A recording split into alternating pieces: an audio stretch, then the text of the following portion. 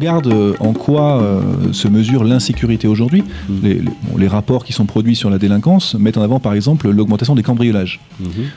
Je ne crois pas qu'armer la police change quelque chose au fait qu'il y ait des cambriolages. En revanche, faire en sorte qu'il y ait davantage de police sur le terrain, et notamment la police nationale, parce que je reste convaincu que la sécurité, c'est d'abord l'apanage de l'État. D'accord. Donc nous, notre réflexion a été de dire comment la ville peut faciliter le travail de la police nationale pour qu'elle soit davantage présente sur le terrain. Et notre réponse, c'est d'apporter par l'investissement des moyens supplémentaires à la police nationale. Il y a des commissariats qui, honnêtement... C'est quoi les moyens C'est par exemple rénover les commissariats, il y a des véhicules qui ne fonctionnent plus, c'est équiper les agents de police d'outils numériques permettant de prendre des plaintes en direct, donc passer moins de temps dans des allers-retours bureaucratiques entre le commissariat, la personne, etc. Voilà, il y a différentes mesures aujourd'hui qui permettent de faciliter la vie des agents de police et des enquêteurs.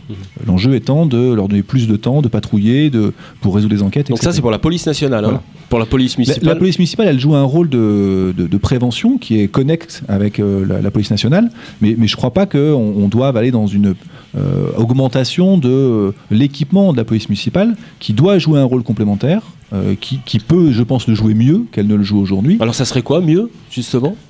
On sait qu'il y a aujourd'hui des discordances entre les services, il y a une désynchronisation des équipes sur le terrain, qui ne travaillent pas toujours bien ensemble. Avoir un adjoint à la sécurité à Lyon qui ne se préoccupe que de ça serait un progrès, ce qui n'est pas le cas aujourd'hui. D'accord. Parce que ce besoin de coordination, il est important sur un territoire comme Lyon, et là-dessus, je pense qu'on a des ressources pour faire mieux, sans nécessairement dépenser beaucoup plus d'argent. Il y a tout un volet éventuellement formation de la police municipale qu'on peut adjoindre à cette dimension-là, mais là encore, je ne crois pas que la solution soit dans l'augmentation des moyens ou de l'armement. La solution, elle est plutôt aujourd'hui dans la meilleure utilisation de ce qui existe. Et vous ne pensez pas que quand on voit les policiers municipaux armés, ça rassure un peu les citoyens ? Peut-être que ça rassure, mais ça ne résout pas les problèmes. Donc il faut aussi parler à l'intelligence de nos concitoyens et ne pas multiplier les outils qui sont censés les rassurer, mais les outils qui sont efficaces. Alors, en complément de ce qu'on dit par rapport à la police, un des enjeux sur la question sécuritaire aujourd'hui, c'est la prévention de la récidive. On sait, les statistiques le démontrent, que 65% des courtes et moyennes peines récidivent. Et ça, c'est la société locale qui en pâtit le plus. Or, dans les causes de récidive, il y a le fait que les peines sont exécutées avec retard. En moyenne, sur Lyon, c'est 18 mois. Donc, vous mettez à la place de quelqu'un qui est convaincu d'un délit, qui est condamné, oui. Et à qui on dit vous sortez du tribunal, il n'y a pas de sanction. Donc il n'y a pas de réponse pénale.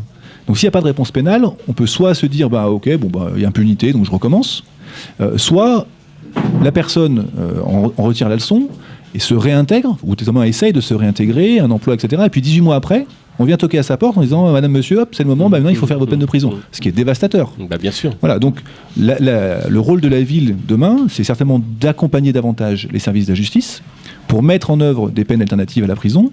Il y a aujourd'hui des tas de solutions, travaux d'intérêt généraux, amendes, bracelets électroniques. Et nous, on propose par exemple de construire à Lyon un second centre de semi-détention. C'est un centre où les gens passent la nuit et ils se réinsèrent la journée, ils travaillent, etc. Parce que celui qui est à Lyon dans le 7e, il est à saturation.